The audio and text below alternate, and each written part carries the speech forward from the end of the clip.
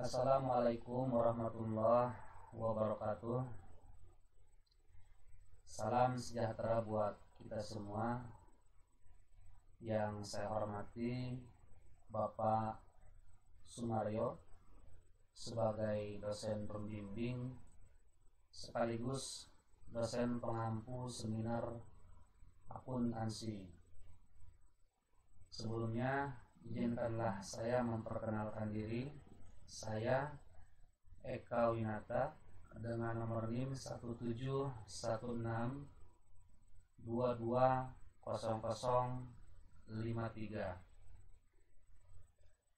Dalam kesempatan ini saya akan mempresentasikan terkait kelanjutan penelitian saya, yaitu pengaruh good corporate governance, Dewan Direksi, Komisaris Independen, Dewan Komisaris, dan Komite Audit terhadap kinerja perusahaan perbankan yang terdaftar di Bursa Efek Indonesia (BEI) pada periode tahun 2015-2019,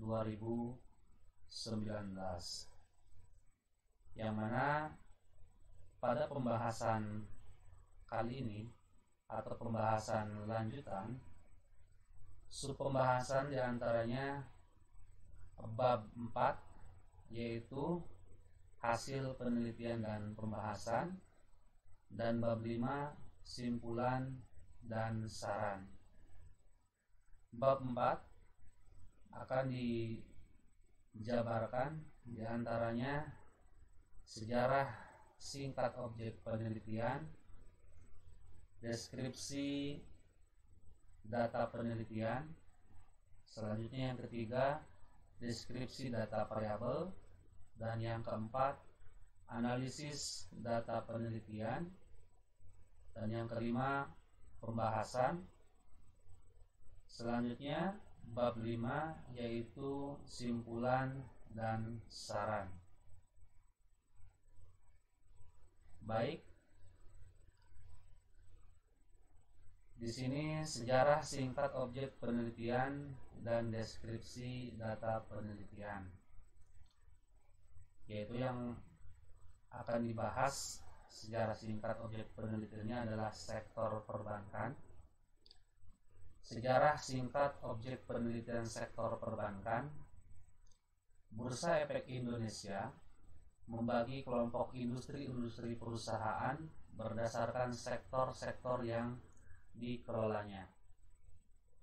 Terdiri dari sektor pertanian, sektor pertambangan, sektor industri dasar kimia, sektor aneka industri, sektor industri barang konsumsi, sektor properti, sektor infrastruktur, sektor keuangan, dan sektor perdagangan jasa investasi.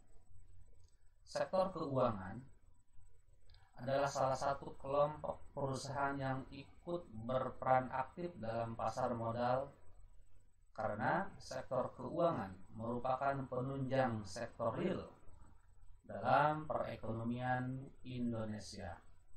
Sektor keuangan di Bursa Efek Indonesia terbagi menjadi 5 subsektor yang terdiri dari perbankan, lembaga pembiayaan, perusahaan efek, perusahaan asuransi, dan lain-lain.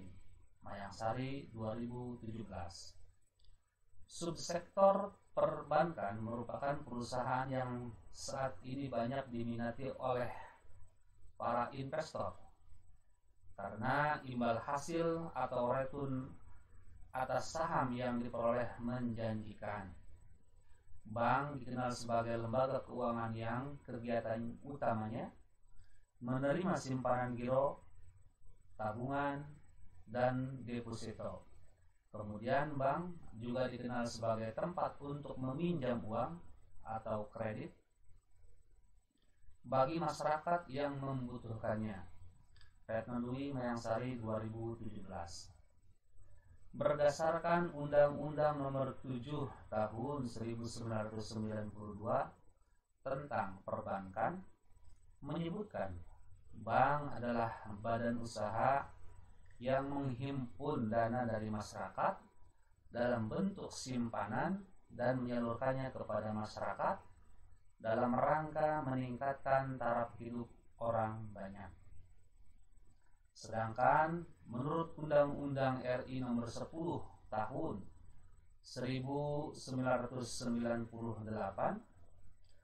tanggal 10 November 1998 tentang perbankan, yang dimaksud dengan bank adalah badan usaha yang menghimpun dana dari masyarakat dalam bentuk simpanan dan menyalurkannya kepada masyarakat dalam bentuk kredit dan atau bentuk-bentuk lainnya dalam rangka meningkatkan taraf hidup rakyat banyak. Berdasarkan pengertian di atas, bank merupakan perusahaan yang bergerak dalam bidang keuangan.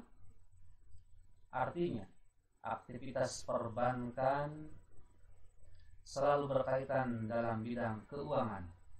Perbankan Indonesia dalam melakukan usahanya berasaskan demokrasi ekonomi dengan menggunakan prinsip kehati-hatian. Demokrasi ekonomi itu sendiri dilaksanakan berdasarkan Pancasila dan Undang-Undang Dasar 1945. Berdasarkan asas yang digunakan dalam perbankan, maka tujuan perbankan Indonesia adalah menunjang pelaksanaan pembangunan nasional dalam rangka meningkatkan pemerataan pembangunan dan hasilnya adalah pertumbuhan ekonomi dan stabilitas nasional ke arah peningkatan kesejahteraan rakyat. Berdasarkan Undang-Undang Nomor 10 Tahun 1998, fungsi bank di Indonesia adalah merupakan tempat menghimpun dana dari masyarakat. Bank bertugas mengamankan uang tabungan dan deposito berjangka serta simpanan dalam rekening koran atau giro sebagai penyalur dana atau pemberi kredit. Memberikan kredit bagi masyarakat yang membutuhkan, terutama untuk usaha-usaha produktif, berdasarkan Pasal 4 Undang-Undang Nomor 10 Tahun 1998 tentang perbankan, yakni perbankan Indonesia bertujuan menunjang pelaksanaan pembangunan nasional dalam rangka meningkatkan pemerataan pertumbuhan ekonomi dan stabilitas nasional ke arah peningkatan kesejahteraan rakyat banyak. Oke, selanjutnya deskripsi data penelitian. Penelitian ini menggunakan 25 perusahaan sebagai sampel penelitian.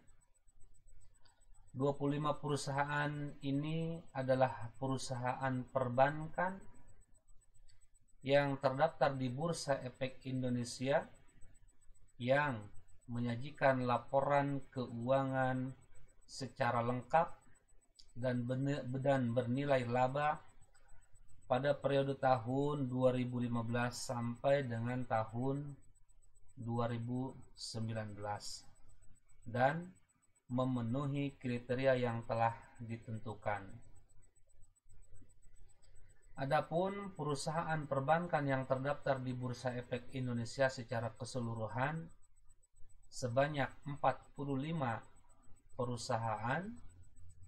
Selanjutnya, perusahaan yang laporan keuangan tahunan tidak lengkap selama rentang periode tahun 2015-2019 sebanyak 9 perusahaan. Selanjutnya, perusahaan yang laporan keuangan tahunan mengalami rugi selama rentang tahun 2015 sampai dengan 2019 sebanyak 11 perusahaan. Jadi yang memenuhi kriteria sampel penelitian yaitu sebanyak 25 perusahaan. Selanjutnya, deskripsi data variabel. Penelitian ini menggunakan variabel independen yaitu kinerja perusahaan ROA, Return on Asset. Sedangkan variabel independennya meliputi dewan direksi, komisaris independen, dewan komisaris, dan komite audit. Sampel dalam penelitian ini sebanyak 125 perusahaan, yaitu menggunakan periode pengamatan yang dilakukan selama 5 tahun dari tahun 2015 dan sampai dengan 2019, yang mana 125 perusahaan ini adalah 25 perusahaan yang memenuhi kriteria dikali 5 tahun atau periode 2015 sampai dengan 2019. Selanjutnya, berdasarkan statistik deskriptif ini, return on asset, didapatkan beberapa karakteristik data sebagai berikut. Banyaknya data yang digunakan atau data yang diolah N sebanyak 125 perusahaan atau 125 data. Hasil analisis dengan menggunakan statistik deskriptif terhadap return on asset menunjukkan nilai minimum sebesar 0,04 dan nilai maksimum sebesar 9,82 dengan nilai rata-rata sebesar 1,74 dan standar deviation untuk return on asset sebesar 1,34. Selanjutnya, dewan direksi berdasarkan data deskriptif statistik ini didapatkan pula karakteristik sebagai berikut. Data yang diolah sebanyak 125, lalu nilai minimum sebanyak 3, nilai maksimumnya sebanyak 12, dan nilai rata-rata atau mean sebanyak 7,53 dan standar deviasinya sebesar 2,592. Selanjutnya, untuk komisaris independen didapatkan beberapa karakteristik, yaitu nilai N-nya atau data yang diolah sebanyak 125, nilai minimumnya 0,33, lalu nilai maksimumnya 0,80, nilai rata-ratanya 0,57 dan standar deviasinya yaitu 0,098. Selanjutnya, dewan komisaris didapatkan beberapa karakteristik, diantaranya nilai N atau banyaknya data yang diolah sebesar atau sebanyak 125, nilai minimum atau nilai terkecilnya 2, nilai terbesarnya nilai maksimum sebesar lalu nilai rata-ratanya 5,37 dan standar deviasinya 2,042. Selanjutnya untuk komite audit didapatkan beberapa karakteristik sebagai berikut. Nilai N atau data yang diolah 125, lalu nilai minimum, nilai terkecilnya sebanyak 2, lalu nilai terbesarnya maksimum sebanyak 7, nilai rata-ratanya yaitu 3,86 dan standar deviasinya 1,098.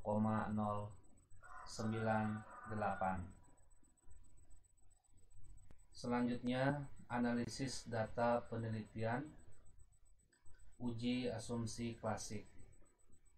Uji asumsi klasik dalam penelitian ini terdiri dari uji normalitas, uji multikolinearitas, uji autokorelasi, dan uji heteroskedastisitas menggunakan uji Gleiser. Baik, yang pertama yaitu uji normalitas. Uji normalitas adalah suatu pengujian untuk mengetahui apakah data berdistribusi normal atau tidak berdistribusi normal. Data yang baik adalah data yang berdistribusi normal. Cara untuk mendeteksi apakah data berdistribusi normal atau tidak dapat dilihat pada uji Kolmogorov-Smirnov. Dengan mengambil keputusan nilai signifikan lebih besar dari 0,05, maka dapat dikatakan berdistribusi normal, dan jika nilai signifikan lebih kecil dari 0,05 maka dapat dikatakan tidak berdistribusi normal. Baik, di sini kita lihat bahwa nilai signifikansi yaitu 0,387. Artinya lebih besar dari 0,05 maka dapat dikatakan berdistribusi normal. Oke. Selanjutnya uji multikolinearitas. Uji multikolinearitas bertujuan untuk meneliti apakah dalam model regresi ditemukan adanya korelasi di antara variabel independen. Jika terjadi korelasi, berarti terjadi masalah multikolinearitas.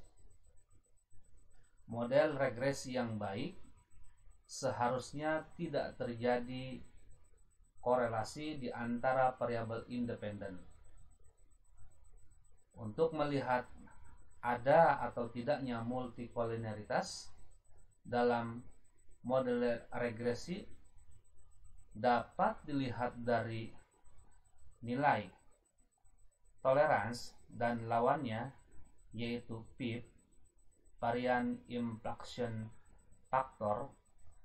Batasan umum yang dipakai untuk menunjukkan adanya multikolinearitas adalah nilai tolerans lebih besar dari 0,1, lalu nilai PIF-nya, varian inflection factor, lebih kecil dari 10. Jadi batasan yang dipakai adalah nilai tolerans lebih besar dari 0,1 dan nilai PIF-nya lebih kecil dari 10. Baik, di sini kita lihat dari tabel ini bahwa Dewan Direksi, Komisaris Independen, dan Dewan Komisaris, Komite Audit menunjukkan nilai toleransinya adalah lebih besar dari 0,1, yang mana Dewan Direksi nilai toleransinya adalah 0,388, lalu Komisaris Independen 0,765, Dewan Komisaris 0,279, dan Komite Audit 0,686. Selanjutnya, nilai varian inflation faktornya secara keseluruhan lebih kecil dari 10. Artinya, di sini dapat disimpulkan bahwa seluruh variabel X, yaitu Dewan Direksi, Komisaris Independen, Dewan Komisaris, dan Komite Audit, tidak terjadi multikolinialitas dengan variabel lain karena variabel atau nilai toleransi lebih besar dari 0,1 dan nilai PIP-nya, varian inflation faktornya, lebih kecil dari 10.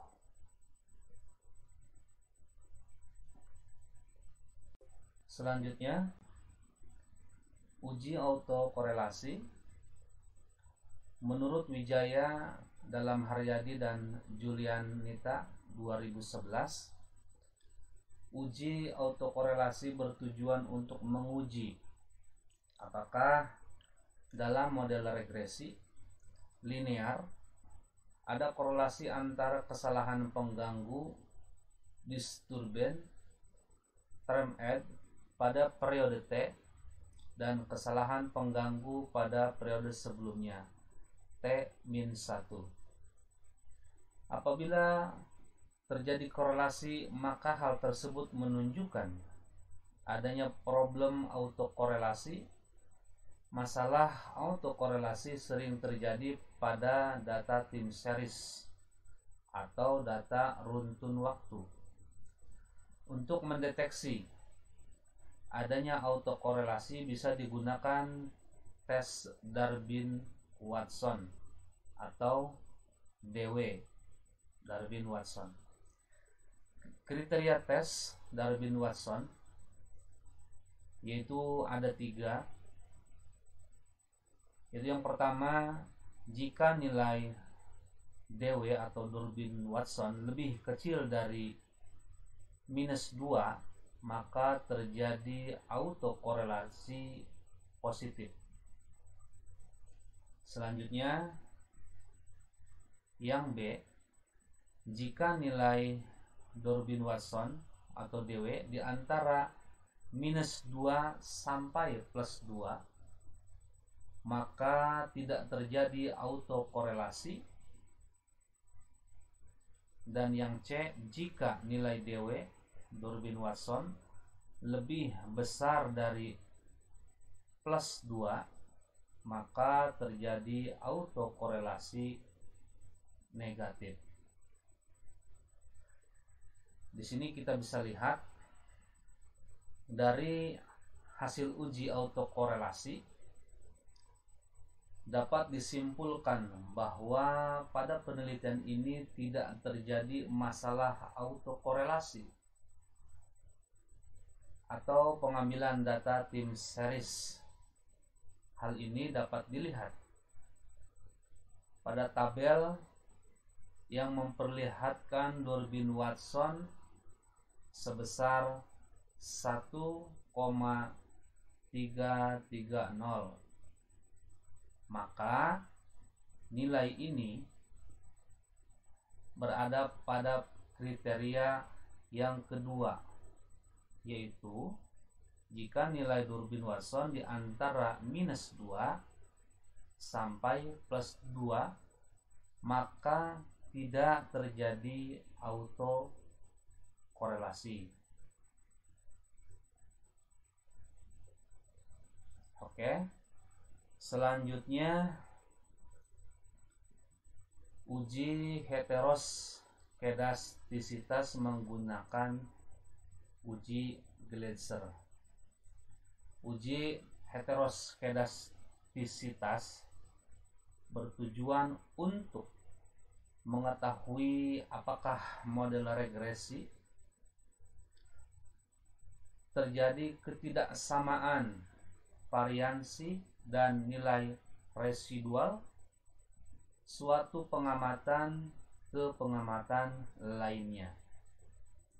Model regresi yang baik yaitu yang homokedastisitas atau tidak terjadi heteroskedastisitas. Dasar pengambilan keputusan terjadi heteroskedastisitas jika nilai T hitung lebih besar dari T tabel dan nilai signifikansi lebih kecil dari 0,05.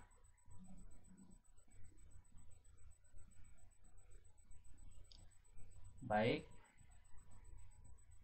dari uji heteroskedastisitas menggunakan uji Gleiser, di mana hasil tersebut nilai probabilitas signifikan keempat variabel tersebut lebih dari 0,05, sehingga dapat dikatakan atau dapat disimpulkan bahwa model regresi pada penelitian ini tidak terjadi heteroskedastisitas karena nilai signifikansinya lebih besar dari 0,05.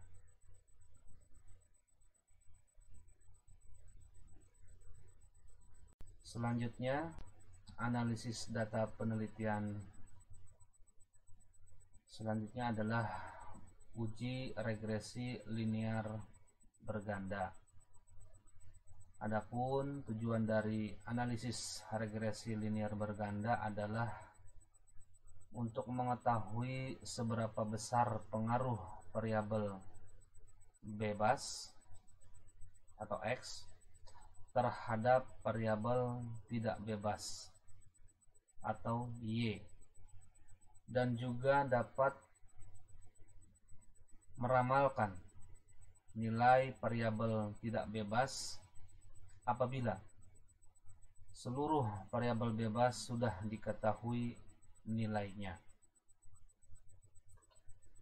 Berdasarkan hasil uji regresi berganda, diperoleh persamaan sebagai berikut. Konstanta sama dengan 0,442 dan dewan direksi 0,400, lalu komisaris independen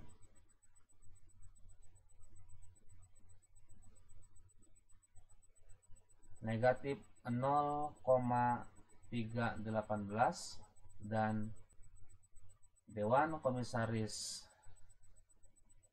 negatif 0,056 dan komite audit yaitu 0,014. Dari persamaan regresi di tabel ini dapat diinterpretasikan sebagai berikut. Nilai konstanta 0,442 menunjukkan variabel independen tidak berubah atau nilainya adalah 1. Maka nilai kinerja keuangan adalah 0,442. Selanjutnya, Dewan Direksi. Koefisien regresif variabel Dewan Direksi yaitu koefisien regresi X1 sebesar 0,400. Hal ini menunjukkan jika kenaikan 1% dengan asumsi bahwa koefisien variabel lain tetap atau tidak berubah, maka akan meningkatkan kinerja keuangan sebesar 0,400. Selanjutnya, koefisien regresi variabel komisaris independen yaitu koefisien regresi X2 sebesar minus 0,318. Hal ini menunjukkan jika kenaikan 1% dengan asumsi bahwa koefisien variabel lain tetap atau tidak berubah, maka meningkatkan kinerja keuangan sebesar minus 0,318. Selanjutnya, koefisien regresi variabel Dewan Komisaris yaitu X3 sebesar minus 0,056. Hal ini menunjukkan jika kenaikan 1% dengan asumsi bahwa koefisien variabel lain tetap atau tidak berubah, maka akan meningkatkan kinerja keuangan sebesar minus 0,056. Selanjutnya, X4 koefisien regresi variabel komite audit yaitu sebesar 0,014. Hal ini menunjukkan jika kenaikan 1% dengan asumsi bahwa koefisien variabel lain tetap atau tidak berubah, maka meningkatkan kinerja keuangan sebesar 0,014.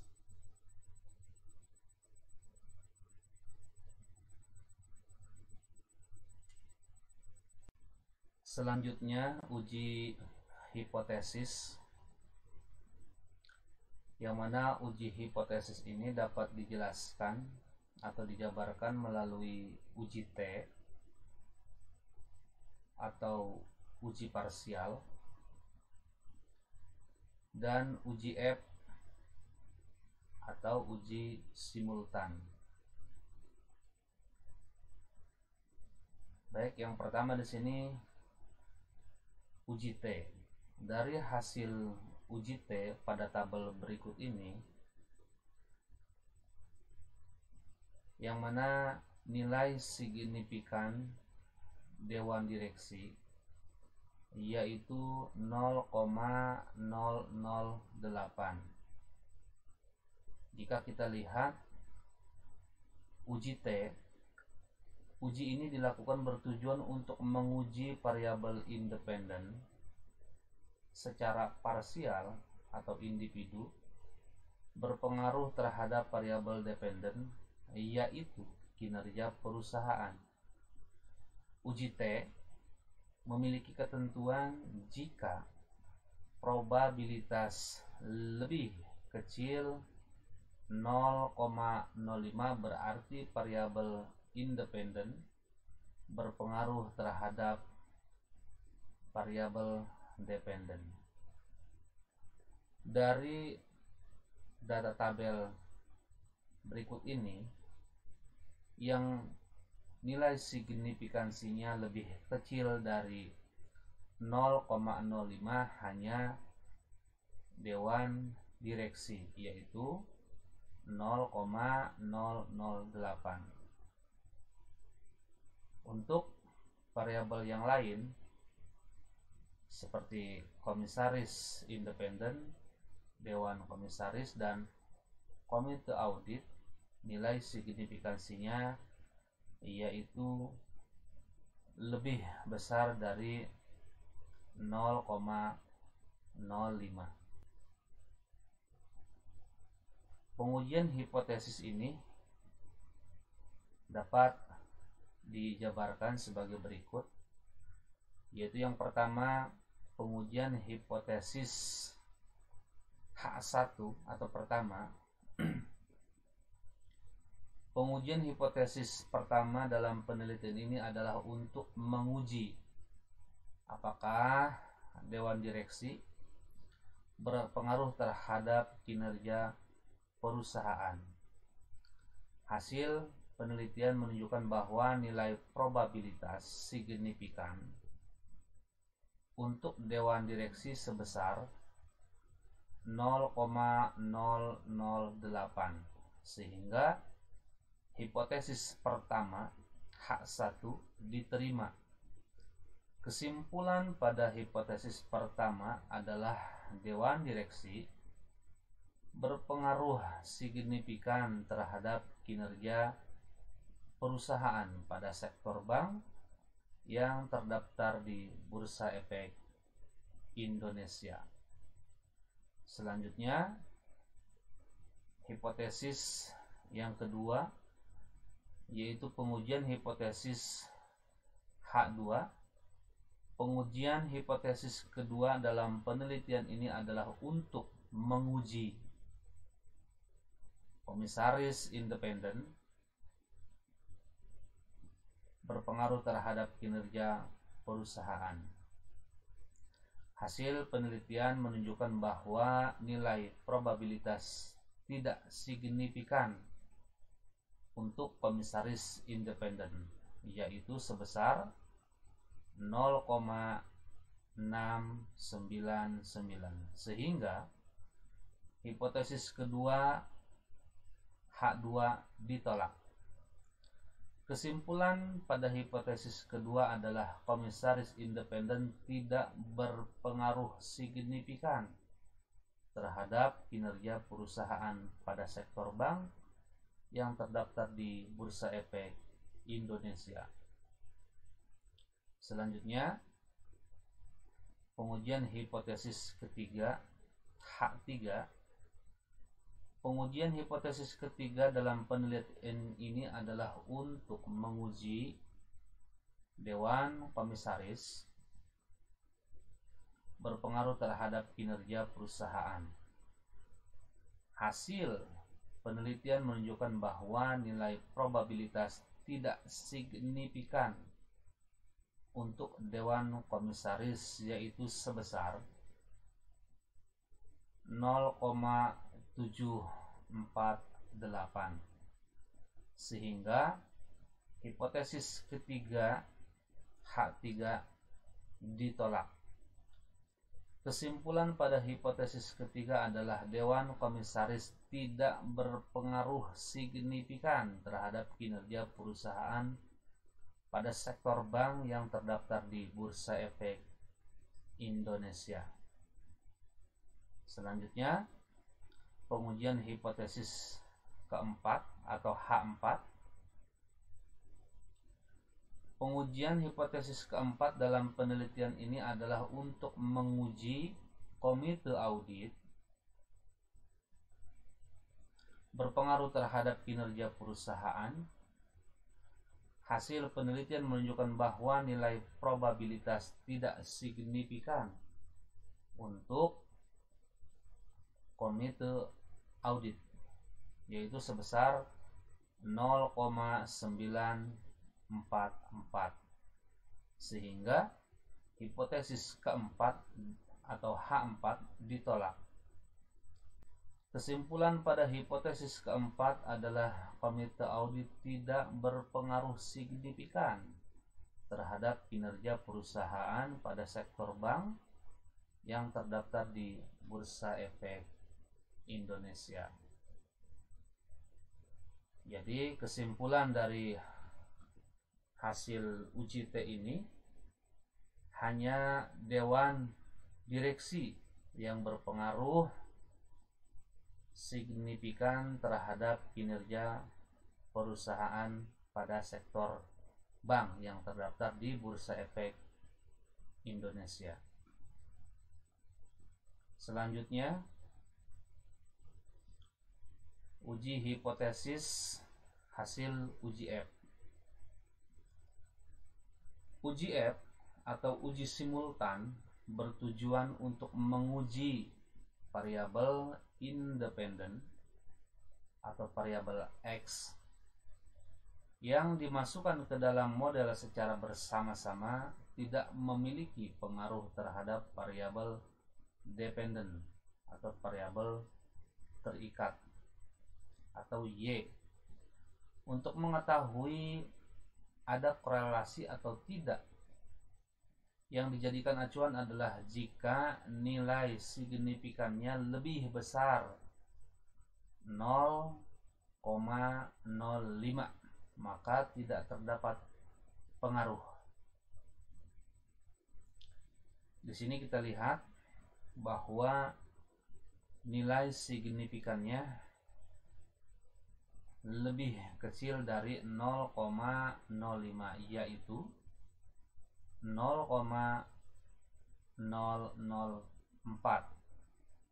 Artinya dari hasil uji simultan atau uji F pada tabel di samping ini dapat dilihat nilai probabilitas signifikan sebesar 0,004, di mana nilai tersebut lebih kecil dari 0,05,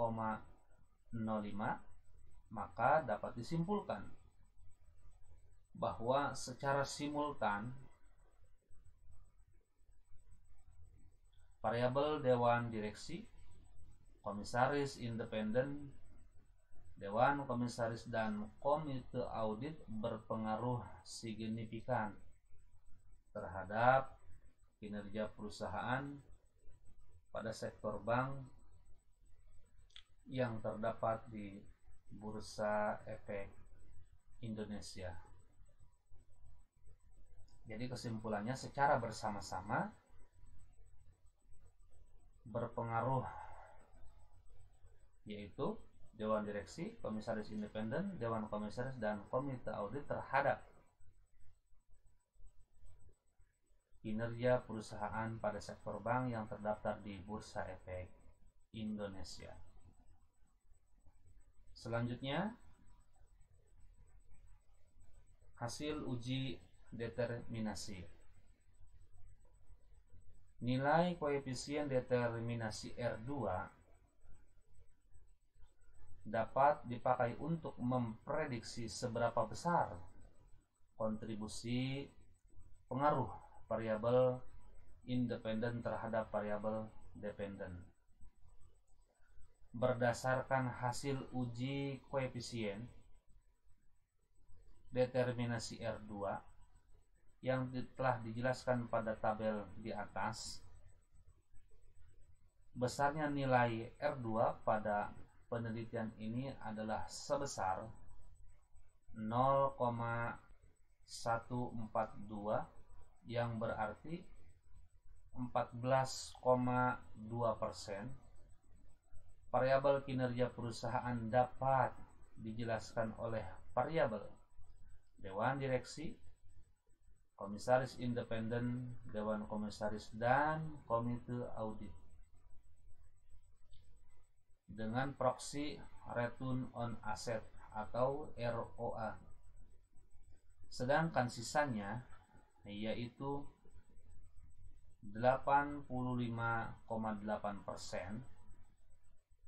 dijelaskan oleh sebab-sebab lain di luar model penelitian ini.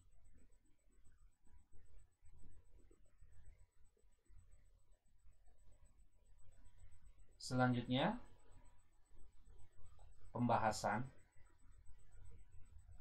pembahasan hasil uji T. Yaitu yang pertama, Dewan Direksi terhadap kinerja perusahaan atau ROA. Berdasarkan hasil uji T menunjukkan Dewan Direksi memiliki nilai koefisien regresi sebesar 2,722, yang berarti arah dari koefisien ini menunjukkan arah positif.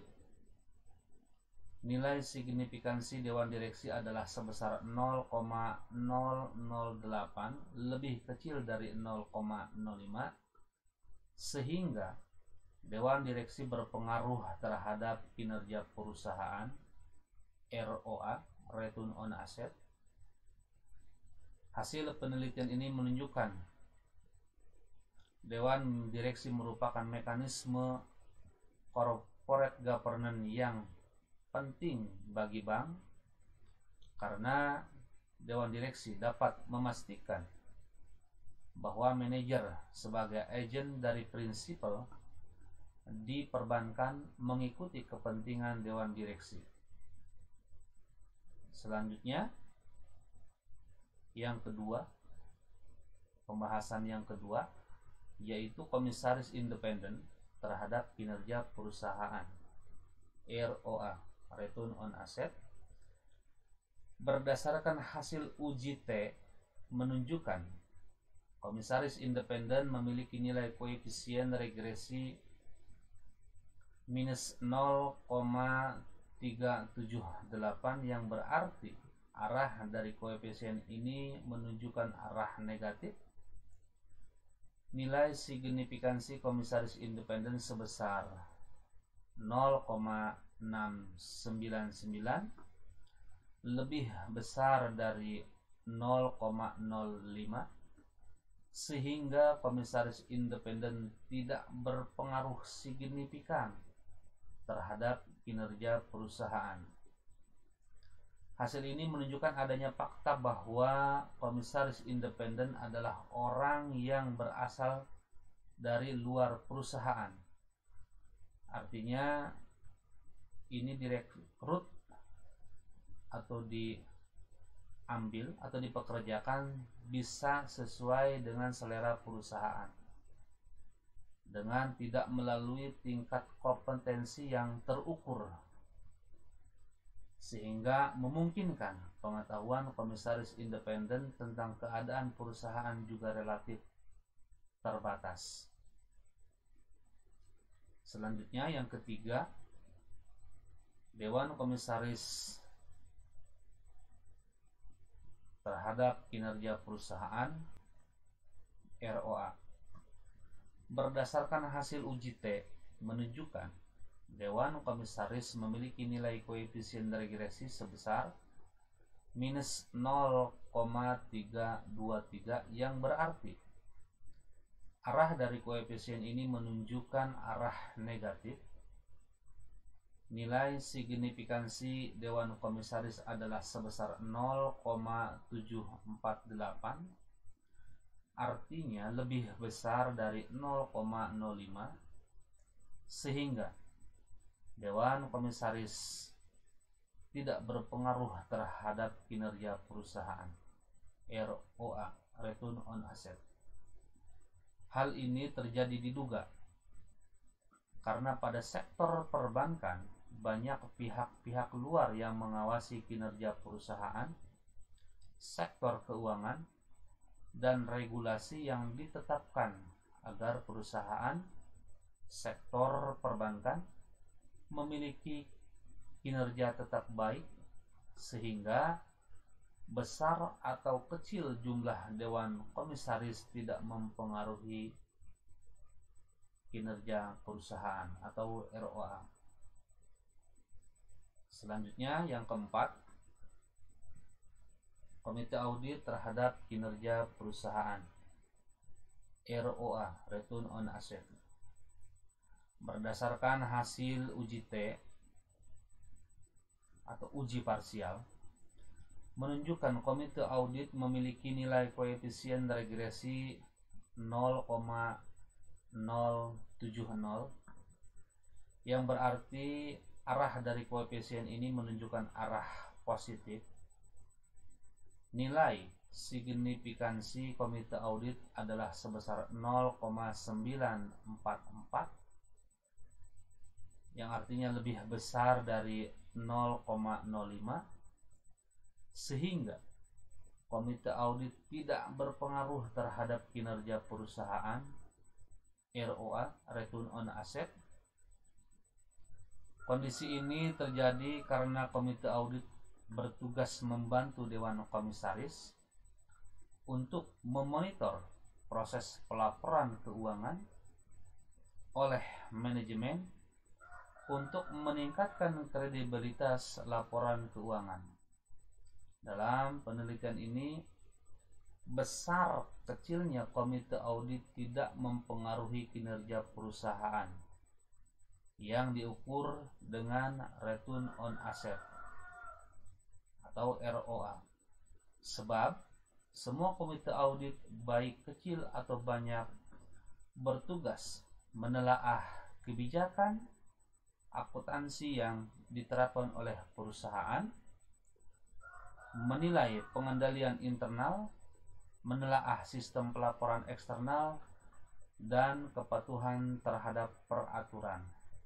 Secara teori, tugasnya komite audit menyediakan komunikasi formal antara dewan, manajemen, auditor eksternal, dan auditor internal.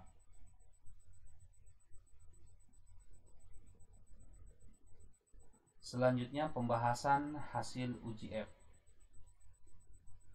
Pengaruh dewan direksi, komisaris independen, dewan komisaris, dan komite audit. Berdasarkan hasil pengujian uji F atau uji simultan, diperoleh hasil nilai probabilitas signifikan sebesar 4,150, di mana nilai signifikan sebesar 0,004 lebih kecil dari 0,05. Berarti secara simultan variabel dewan direksi, komisaris independen, dewan komisaris, dan komite audit berpengaruh signifikan terhadap kinerja perusahaan pada sektor bank yang terdaftar di Bursa Efek Indonesia. Hasil penelitian ini memberikan bukti bahwa untuk dapat meningkatkan kinerja perusahaan, maka keberadaan dewan direksi, dewan komisaris, komisaris independen, dan komite audit sangat diperlukan dan memiliki peranan penting dan strategis untuk menjamin adanya suatu pengawasan, kontrol, dan memberikan nasihat konstruktif kepada manajemen terkait kualitas laporan keuangan, serta menciptakan iklim disiplin dan pengendalian dan yang dapat mengurangi kesempatan terjadinya penyimpangan dalam pengelolaan perusahaan, serta efisiensi dan efektivitas operasional perusahaan sehingga fungsi di perusahaan dapat berjalan optimal, serta dapat mengidentifikasi hal-hal yang memerlukan perhatian dari manajemen sehingga kegiatan perusahaan selalu dalam suatu kepentingan peningkatan kinerja perusahaan atau probabilitas. Dengan demikian, pelaksanaan mekanisme GCG, Good Corporate Governance, dengan variabel dewan direksi, dewan komisaris, komisaris independen, dan komite audit memberikan kontribusi positif terhadap peningkatan kinerja perusahaan.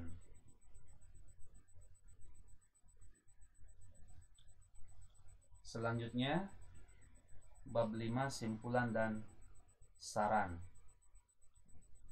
Berdasarkan dari hasil analisis data penelitian dan pembahasannya, maka dapat disimpulkan, yaitu yang pertama, dewan direksi berpengaruh signifikan dan memiliki nilai positif terhadap kinerja perusahaan perbankan yang terdaftar di Bursa Efek Indonesia pada periode tahun 2015-2019. Selanjutnya yang kedua, komisaris independen tidak berpengaruh signifikan dan memiliki nilai negatif terhadap kinerja perusahaan perbankan yang terdaftar di Bursa Efek Indonesia BEI pada periode tahun 2015-2019.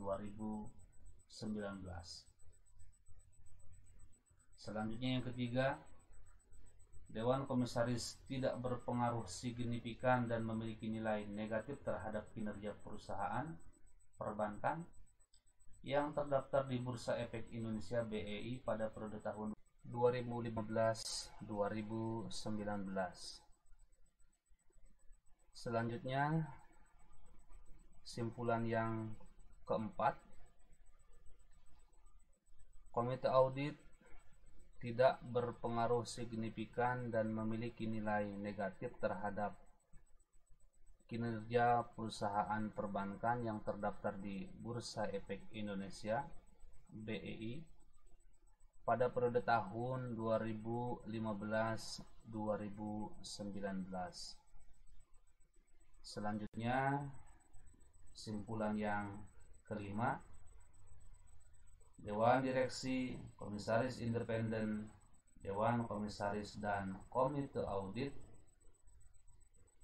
secara bersama-sama atau secara simultan UJF berpengaruh signifikan dan memiliki nilai positif terhadap kinerja perusahaan perbankan yang terdaftar di Bursa Efek Indonesia BEI pada periode tahun 2015-2019. Selanjutnya, saran. Karena dalam penelitian ini memiliki keterbatasan waktu, referensi, dan pengetahuan, penulis menyadari bahwa penelitian ini masih jauh dari sempurna. Untuk itu diperlukan penelitian lebih lanjut untuk mendapatkan hasil yang memuaskan. Oleh karena itu, penulis bermaksud mengajukan beberapa saran yang berkaitan dengan penelitian.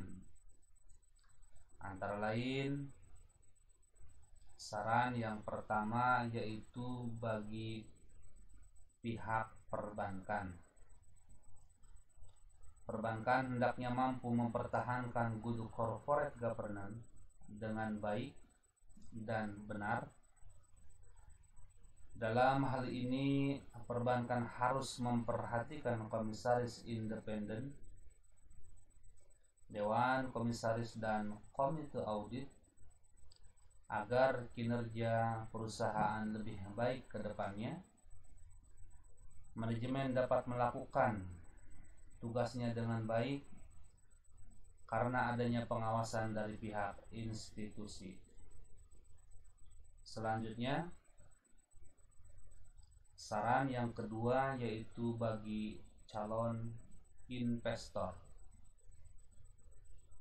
Investor harus bijak dalam memutuskan investasi di suatu perusahaan. Investor sebaiknya mempertimbangkan berbagai aspek ketika melakukan investasi, terutama dalam pelaksanaan dan penerapan good corporate governance dalam perbankan, karena dengan terlaksananya good corporate governance maka hak investor akan terlindungi. Selanjutnya, saran yang ketiga, yaitu bagi peneliti selanjutnya. Peneliti hendaknya dapat melakukan penelitian yang serupa dengan menambah atau menggunakan variabel lain yang berkaitan agar hasil penelitian ini dapat disempurnakan. Baik, cukup sekian presentasi dari saya, yaitu bab 4 hasil penelitian dan pembahasan, dan bab 5 yaitu simpulan dan saran, yang mana presentasi ini adalah lanjutan presentasi sebelumnya dari bab 1 sampai dengan bab 3. Apabila ada salah-salah kata dan penyampaian ataupun tutur kata yang kurang berkenan, mohon dimaafkan dan dimaklumi. Dan saya akhirul kalam. Wassalamualaikum warahmatullahi wabarakatuh.